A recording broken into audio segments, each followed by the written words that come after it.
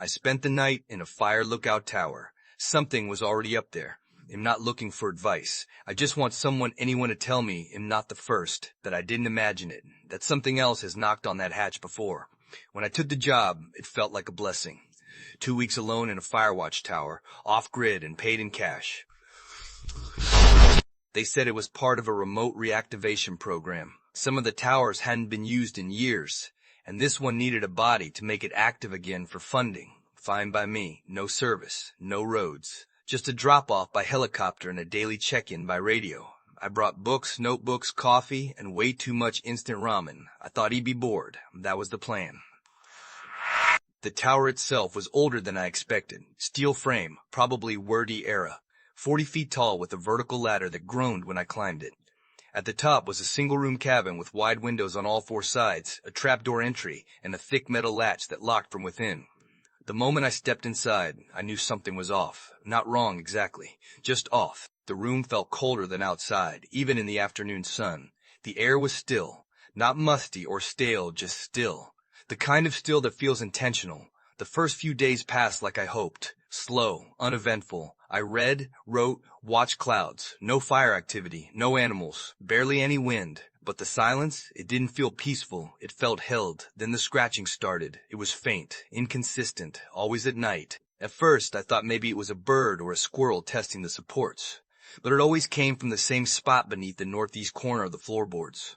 I crouched there with a flashlight more than once. Checked the bolts, the framing, nothing. No gaps, no nests. But the sound kept coming, like fingernails dragging slow spirals into the wood.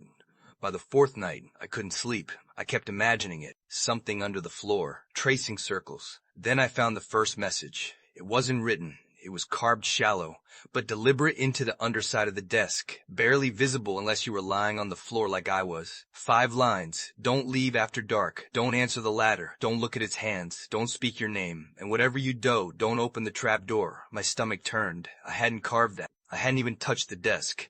I stared at it for a long time, then radioed it in. HQ told me I was probably reading old graffiti, said a guy stationed here a decade ago used to write creepy poems, laughed it off and reminded me I was 100 miles from the nearest person, but that didn't explain the 6th line I found the next night, or how it was fresh. It doesn't like being watched. That was carved into the window frame, same jagged strokes. I started leaving the lights on after that. All night, every bulb, even the flashlight, but around midnight the power flickered, and then I heard it, knocking. 4 slow knocks from beneath the trap door, not from the ladder, not from below, from inside the room under, the floorboards. I didn't move, just stared at the hatch. The bolt was rattling gently, not forced, just tested, the way someone might turn a doorknob to see if it's locked. Then a voice whispered my name, not shouted, whispered, like someone was lying just beneath the wood, mouth pressed to the grain, and it sounded like me. I stayed frozen until the first light of dawn pushed through the windows. When I finally moved, I found something by my cot.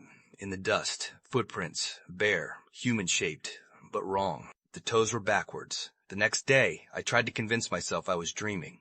I opened all the windows, let the wind in, took a cold sponge bath, anything to break the spell. That's when I noticed the trees. They were closer. I don't mean they felt closer. I mean they were. There used to be a clearing around the tower 50, 60 feet at least. Now the pines pressed just below the window lid. Needles brushed the glass. And that's when I found the photo. Folded and wedged between 2 floorboards near the cot. It was black and white, faded, curled with age. It showed the tower, taken from a distance maybe the edge of the tree line. But something was wrong. There was a figure standing at the top of the ladder, just under the hatch. Tall, thin, too thin.